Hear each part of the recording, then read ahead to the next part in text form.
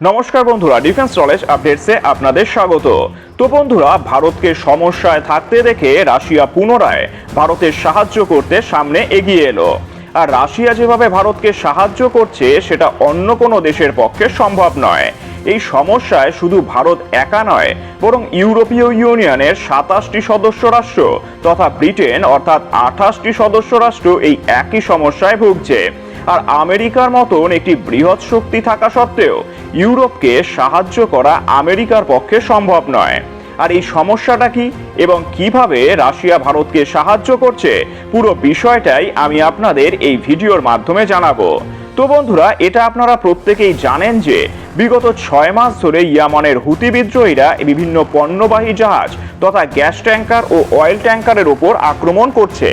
আপনারা এখন স্ক্রিনে দেখতে পাচ্ছেন ইয়ামানের পাশ দিয়ে সুয়েজ খাল হয়ে যে সমস্ত জাহাজ ইউরোপে যায় বা ইউরোপ থেকে এশিয়াতে আসে তাদের প্রত্যেকের ওপরেই হুতি বিদ্রোহীরা আক্রমণ করছে।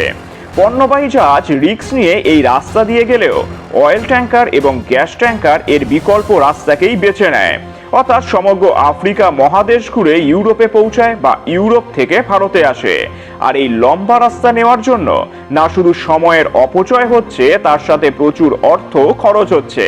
কারণ সুয়েজ খাল দিয়ে যাওয়ার সময় একটি অয়েল ট্যাঙ্কারকে 2 থেকে 3 দিন সময় লাগতো, আর আফ্রিকা মহাদেশ ঘুরে যাওয়ার জন্য সেই অয়েল ট্যাঙ্কারকে 6 থেকে 7 দিন সময় নিতে হচ্ছে। আর এই অধিক সময় ব্যয় করার জন্য অয়েল ট্যাঙ্কারের সংকট দেখা দিয়েছে। এই জন্য ইউরোপের বিভিন্ন দেশ তাদের পুরনো বা বাতিল হওয়া জাহাজগুলোকে রিপেয়ার করে সেগুলোর ব্যবহার শুরু করেছে, যাতে নিজেদের দেশে তেলের সংকট তৈরি না হয়। আর অয়েল ট্যাঙ্কারের সংকট দেখা দেওয়ার সমস্যা না শুধু ইউরোপের হচ্ছে, বরং সেই সমস্যা ভারতেও পরিলক্ষিত হচ্ছে। আর আপনারা জেনে খুশি হবেন, ভারতের এই সমস্যার সমাধান করার জন্য রাশিয়া স্বয়ং ময়দানে নেমে পড়েছে। আসলে রাশিয়া সদ্যই প্রায় 2 ডজনেরও বেশি অয়েল ট্যাঙ্কারের নির্মাণ করেছে এবং যার নাম দিয়েছে দ্য ডার্ক ফ্লিট।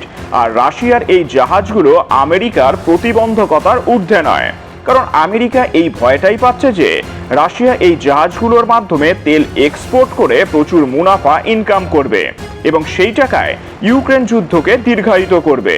কিন্তু প্রতিবন্ধকতা থাকা সত্ত্বেও রাশিয়া ভারতকে এই আশ্বাস দিয়েছে যে আমরা এই ডার্ক ফ্লিটের 2টি বড় জাহাজের সাহায্যে ভারতকে তেল এক্সপোর্ট করব এবং ভারতের প্রয়োজনীয় তেলের চাহিদাকে এই একই ডার্ক ফ্লিটের জাহাজের মাধ্যমেই পূরণ করব।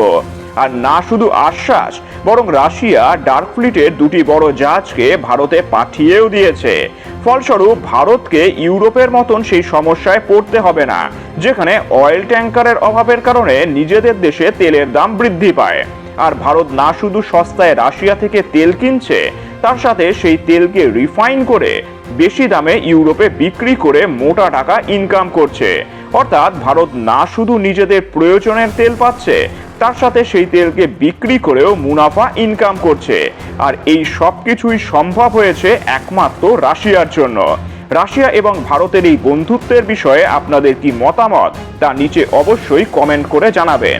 আর চ্যানেলটি ভালো লাগলে অবশ্যই লাইক, শেয়ার ও সাবস্ক্রাইব করে দেবেন। ধন্যবাদ।